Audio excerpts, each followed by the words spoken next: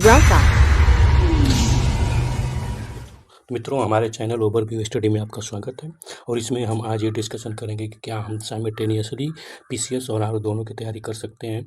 तो हाँ, तो उसी कर सकते हैं, लेकिन उसके लिए हमारी एक फिक्स स्ट्रेटजी होनी चाहिए। विदाउट स्ट्रेटजी हम अपने सिलेबस को कंप्लीट नहीं कर सकते। ये जो 3 या 4 मंथ का टाइम मिला, इसमें हम दोनों को आसानी से तैयार कर सकते हैं। तो उसी पर हम डिस्कशन करेंगे कि क्या हमारी रणनीति होनी चाहिए और इसमें हम बैच की शुरुआत भी करेंगे तो एकदम जीरो से करेंगे, एकदम बेसिक से लेके चलेंगे, जिसमें हम एनसीईआरटी का भी जिक्र करेंगे और एनसीईआरटी के साथ साथ और भी जो सिलेबस में अकॉर्डिंग है और सॉल्व पेपर तो करना है वो भी होगा। तो इसमें हम और ये भी हम जानते हैं कि हमारा जो पीसीएस जो आरओ का और पीसीएस दोनों का एग्जाम कैंसिल होकर पोस्टपोन हुआ है, तो उस पर भी हम उसी के अनुसार हम अपने पैटर्न को बनाए रखेंगे ताकि हम अपने टारगेट तक पहुंचा जा सके। तो लेट्स स्टार्ट डिस्कशन।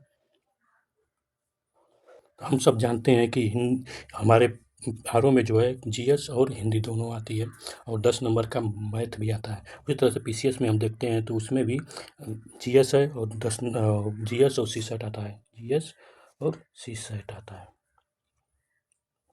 जीएस और सी सेट आता है। तो अगर मैथ और सी सेट उसके लिए पढ़ते हैं तो यहाँ पर भी वही काम दे देगा और यहाँ पर भी दोनों एक साथ हम कर सकते हैं।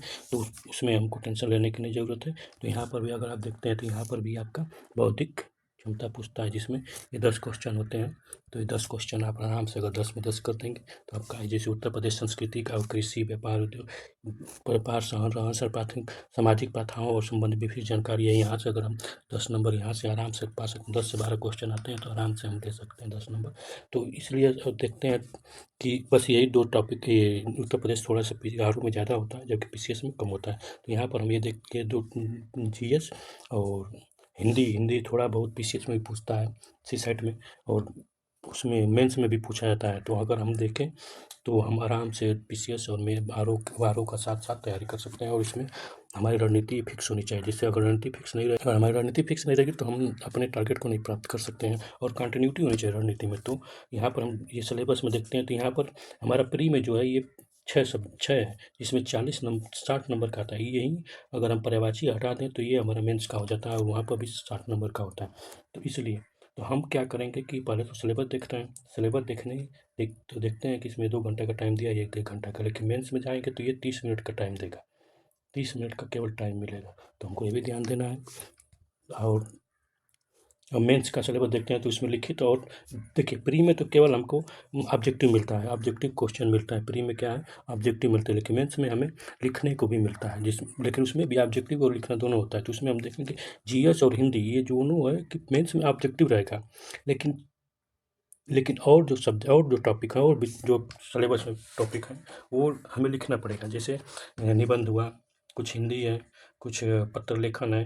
तो उसका हम सिलेबस अगर देखते हैं तो हम पाते हैं, देखिए सिलेबस क्या क्या है। तो इसमें जो लिखने वाला सिलेबस है, देखिए लिखने वाला सिलेबस है सब्जेक्टिव जिसको बोलते हैं, जिसमें लिखा जाता है तो 120 नंबर का है। तो इसमें पहला पेपर 2.5 घंटे का होगा। इसमें क्या क्या होगा, तो एक अपठित गद्यांश दे दिया जाएगा जिसमें शीर्षक पूछा जाएगा, सारांश पूछा जाएगा और 3 रेखांकित यानी उसके अंदर कुछ अंडरलाइन कर दिया जाएगा और बोला जाएगा किसका मतलब, अब व्याख्या एक्सप्लेन कीजिए। तो ये आपका 21 नंबर का होगा। तो हमारा टारगेट ये रहेगा 21 में से कम कुछ नहीं तो 17 से 18 नंबर लेके आए, तब जाके हम कुछ कर सकते हैं। और फिर उसके बाद सेकंड क्वेश्चन है, ये एक पत्र दे दिया जाएगा और उसको टेबलर फॉर्म यानी सारणी के रूप में, मतलब कि ऐसे सारणी बना के आपको बताना पड़ेगा उसको कि क्या है ये, यानी पत्र को सारणी के रूप में लेके आना है। तो ये बहुत आसान है। इसको अगर आप थोड़ा सा प्रैक्टिस कर लेंगे तो 15 में से आप आराम से इसमें से 15 से 13 नंबर तो लेके आ जाएंगे। 13 नहीं तो 12 नंबर तो आ ही जाएगा। तो हम कैसे तैयारी करेंगे कि हमको 13-12 नंबर मिले, तो उसी पर हम डिस्कशन करेंगे और एक एक ऐसे हम तैयारी करेंगे कि ताकि हमको फिक्स नंबर कम से कम 13 से ऊपर ही जाए, तो 12 से तो ऊपर ही रहे। इसीलिए तो हम अपनी तैयारी किया जाएगा उसी प्रकार से। और फिर उसके बाद आता है पत्राचार। इसमें शासकीय और शासकीय कार्यालय से आदेश और विज्ञप्ति, टिप्पण और अनुस्मारक, ये 3-4 टॉपिक है जिस पर से पूछा जाता है, जिसमें हमें 24 नंबर होता है। हमारा ये टारगेट रहेगा 24 में से 19 से 20 नंबर लेके आ जाए।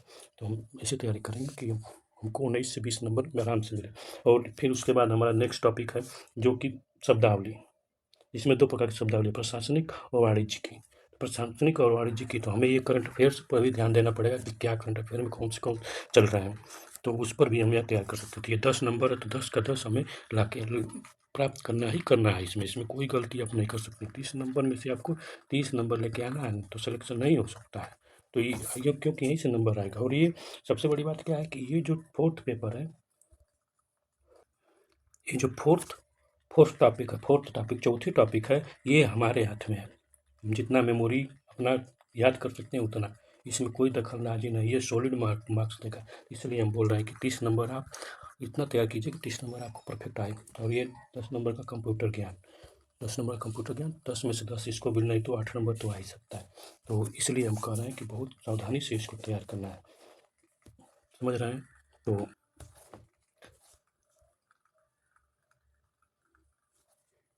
तो अब नेक्स्ट टॉपिक है क्या, हाँ, ये जो बात हम कर चुके हैं कि 60 नंबर का होता है, इसमें पर्यायवाची नहीं है, प्री और मेन दोनों में सेम है। और 3 घंटे का निबंध लिखना होता है। तो निबंध में क्या होता है कि 40-40 नंबर का 3 निबंध लिखा जाता है। इसमें साहित्यिक, संस्कृति और सामाजिक क्षेत्र, राजनीति, ये तीनों में से कोई एक लिखना होगा। उसी तरह से विज्ञान, प्रौद्योगिकी और पर्यावरण, कृषि और आर्थिक क्षेत्र में से तीनों में से कोई एक लिखना होगा। उसी तरह से राष्ट्रीय और अंतर्राष्ट्रीय घटनाक्रम, प्राकृतिक आपदा और राष्ट्रीय विकास योजनाओं का, ये तो बहुत सिंपल है। जो भी करंट अफेयर में है, साल भर के 6 महीने जो भी आ रहे हैं, उनको आप बारीकी से उसको पढ़िए। और सबसे पहले एडिटोरियल को कॉपी कर लीजिए और रख लीजिए, उसको बार बार पढ़ते रहिए, लिखते रहिए, तो उस पर से तैयार हो जाएगा। तो ये 600 वर्ड का समय जो शब्द सीमा दी गई, इसको ध्यान रखते हुए हमें लिखना है। इसमें से अगर हम 40 नंबर तो कोई नहीं प्राप्त करता है, लेकिन हाँ 100 नंबर तक तो ला सकते हैं दोनों मिला के, मतलब कि 35 नंबर नहीं तो 30 नंबर तो ला ही सकते हैं। तो यहाँ पर आपका कुछ भी आप कितना और शानदार लिखेंगे तो 30 नंबर से ज़्यादा नहीं मिल सकता है। तो यही कोशिश रहेगा कि हमारा 90 नंबर इसमें आ जाए। अगर 90 नंबर आ जाए तो आपका सिलेक्शन से कोई नहीं रोक सकता है।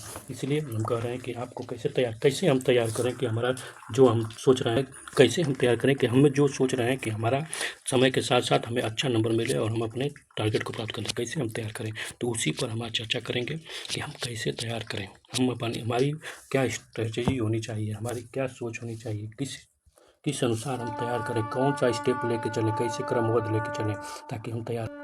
तो हम ये कर सकते हैं कि जैसे यहाँ पर आप देख रहे हैं कि ये ये प्री का सिलेबस और ये यहाँ पर मेंस का सिलेबस जो दिया गया है यहाँ से, तो हम यहाँ पर ये देख सकते हैं कि हमारा टारगेट क्या होना चाहिए था। हमारा टारगेट प्री में तो 55 से 60 के बीच होना चाहिए टारगेट। और रही बात जीएस की, तो जीएस में टारगेट हमारा 120, यानी 120 तक रहे, नहीं तो 100 तक रहे, लेकिन आप चाहेंगे तो 120 नंबर लेके आ सकते हैं। लेकिन ये कब होगा, जब आप मेंस के लिए भी पढ़ें। मतलब कि आपका टारगेट ये ना हो के, आपका टारगेट ये होना चाहिए,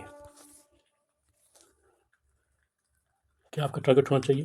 तो नेक्स्ट 2-3 मंथ है आपका, तो आप सभी लोग एग्ज़ाम दे के आए हैं, सभी लोग एग्ज़ाम दे के आए हैं, तो आपका लगभग जीएस और हिंदी तैयार है, सब अपना मिला चुके होंगे, तो पाए होंगे। तो इसलिए उसमें टेंशन नहीं लेना है। तो उसमें हम ही क्या कहेंगे कि हम मेंस पर फोकस करें। किस पर? मेंस पर फोकस करें। अगर मेंस, क्योंकि मेंस से ही हमें सिलेक्शन मिलेगा, तो हमारा टारगेट होगा मेंस। जैसे मेंस में क्या है, तो सबसे पहले हमको अगर यहाँ पर हम जीएस को खूब बढ़िया तैयार कर लेते हैं मेंस के पर्सपेक्टिव से, तो हमारा प्री के पर्सपेक्टिव से भी तैयार हो जाएगा, तो कोई टेंशन नहीं हो। तो और इसमें और सबसे बड़ी बात है कि लेखन आपको आज ही से करना पड़ेगा, शुरू से ही करना पड़ेगा। 1 घंटा, आधे घंटा डेली दीजिए, ताकि आप लेखन कर सकें।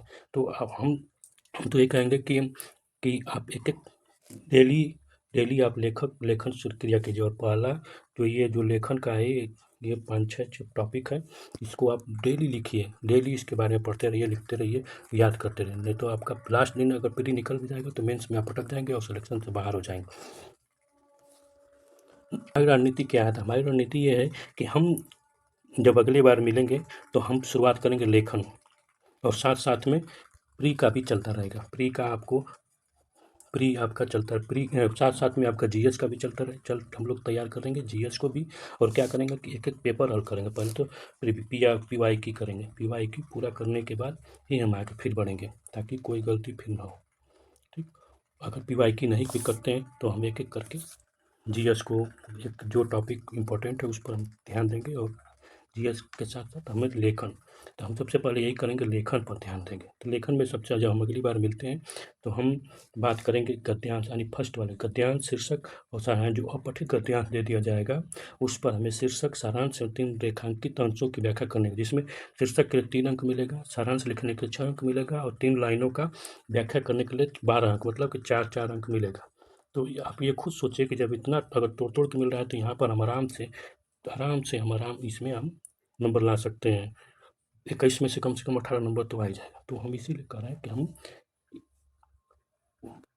हम अपनी तैयारी मेंस की तरफ से करेंगे, मतलब कि हम उल्टा चलेंगे, पहले मेंस उसके बाद प्री, ठीक। और ये रही आपका जो इंग्लिश जो है रटने वाले सब्जेक्ट है, तो ये आपको डेली बाय डेली रटना है। और कहाँ से तैयार करेंगे, इसके लिए हम अलग से डिस्कशन करेंगे कि हम कैसे अपना ये मुख्य वाला पोर्शन तैयार करें, मुख्य पाठ्यक्रम जो मुख्य परीक्षा का उसका तैयार करो। निबंध का क्या, निबंध के लिए आप डेली न्यूज़पेपर पढ़िए, उसका एडिटोरियल पर ध्यान दीजिए, आपको आसानी से हल कर सकते हैं। और उसको एडिटोरियल जो आपको एडिटोरियल में लगे कि हाँ ये एडिटोरियल इंपॉर्टेंट है, एडिटोरियल को कट कर लीजिए, कट कर रख लीजिए। उस एडिटोरियल को लिखिए, अपनी भाषा में लिखते रहिए, बार बार लिखिए, बार बार पढ़िए, ताकि वो याद हो जाए। तो थैंक यू फॉर लिसनिंग। और हम नेक्स्ट टाइम मिलेंगे तो हम पहले टॉपिक को लेकर हम डिस्कशन करेंगे, कैसे उसमें शीर्षक, कैसे सारांश और कैसे 3 रेखाओं जो रेखांकित अंश मिलेंगे उसको हम कैसे टैकल करेंगे, कैसे सॉल्व करेंगे। Thank you for the watching.